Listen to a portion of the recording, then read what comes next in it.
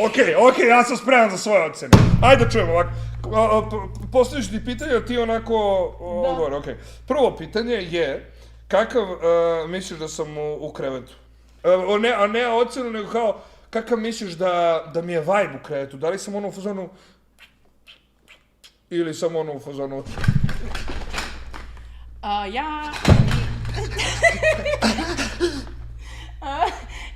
Ja mislim da si u fazonu kao ona roleplay, onako...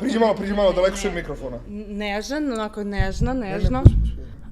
I posle baš onako kako ga gurneš, i to je razvaljivanje jako opasno. I kako bi ti reagovala da ti ja gurnem duboko, to tako? Pozitivno. Kako bi ti rekla? Šta bi ti rekla? Ja bih rekla... Kako bi to zvučalo? Dobro, okej, respekt.